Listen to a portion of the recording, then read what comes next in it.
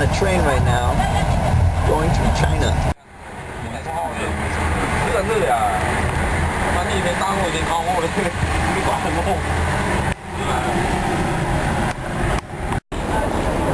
Here we are outside the Bank of East Asia. We're here to present our business plan to you, making monkey head bolts for the neuroscience department at both Wellesley College and Harvard.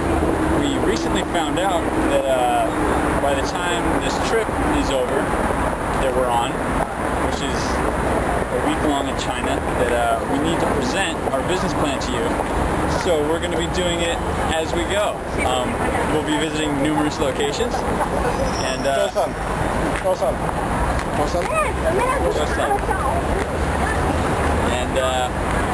hope to get your approval for living at the foundry this summer. Okay, here we are in Olin's business district. Thought it was a great opportunity to tell you a little bit about our business plan and what we hope to achieve in the foundry this summer. So I'll give you a little background information. This company originally got started when a professor of neuroscience at Wellesley College came to me, and because I was in his class, he knew that I went to Olin and that I was an engineer, and he had this little plastic part that he wanted me to make.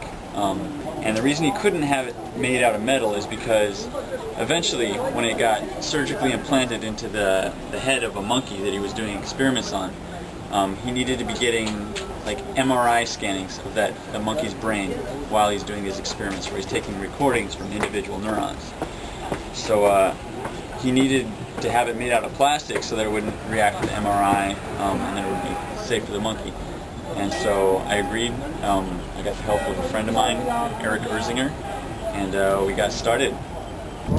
So after Ethan and I made the piece for Bevel, we showed it to him, and he was so impressed with it that he actually asked us to make a whole bunch more pieces.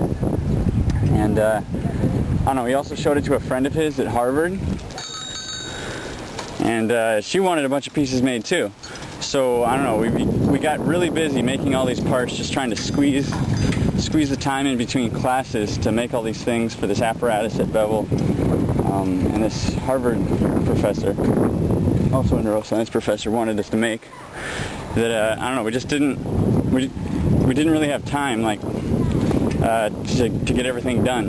And it would have been really nice, I don't know, it'd be really nice if over the summer we could just focus all our energy on that, because just in the time we had between classes we were actually able to make like over $1,000 worth of equipment for Bevel and for the Harvard labs.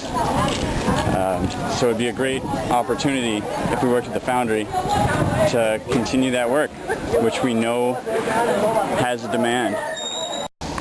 So this is the first part, I think, that we made. See, this little smooth part rests on the brain. I won't get into it, but there it is. So we have now a few students with this history of making these medical instruments for a neuroscience professor, but that's not a business. What we need the foundry for is to turn this little hobby of theirs into a real developing company. And we need the foundry, just to come up with a business plan. We don't have a name, a logo, or anything. Now imagine we have a company that works for and with scientists to help them build and design the shit they need to get this stuff done. So the biggest impediment to us starting a business is just our own living expenses, which is why the foundry would be such an ideal location. Another reason it's an ideal location is that it's right next to Olin's materials, like the machine shop, where we can make the things that we need to make. It's also right next to Wellesley, where our chief client needs us to install these things in his lab. And since we're going to focus on running the business and kind of developing it into a business instead of just a couple of students making parts, we're going to need the office space in the foundry. So if we could have the office space, the living environment, and Easy will be living with his girlfriend in Boston right next to the Harvard labs, which should work out perfectly. It's really all about location. Well, not all about location, but a good part of it is about location.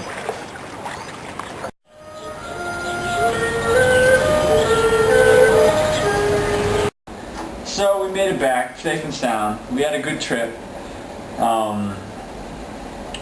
In summary, I know we think this would be a great opportunity for ourselves, but also for the foundry, as I know, it seems like a lot of or I get the impression that a lot of the businesses that go through the foundry, they have a lot of great ideas going into it, and what they want from the foundry is to help them develop ways to sell their product or make their product sellable. We, on the other hand, have something that already is selling, and we haven't really given a lot of thought to the ideas about different directions we could expand to. Like our market that we have now, like it's a pretty narrow, like, niche market, but we already have, like, Bevel has agreed this summer to contract us to make almost $10,000 worth of pieces, so we'll definitely be busy. We understand that that space is really limited in the foundry, and while we prefer 2 spots, we'd still be really happy with 1 spot, and I have full confidence that we could get everything taken care of and this business going with just a single spot in the foundry. So we found a bunch of old ladies who want to promote our business. You can see that we, like them, are trying to make deals. They're very nice. See how nice those are? I bet they made those by hand. It's very good. Yeah, it's very good. Here we find ourselves at the Peasant Movement Institute, where allegedly Mao Zedong riled up the peasants in the communist movement. While we trained peasant training, while the foundry makes it easy for businesses to get started, communism does not.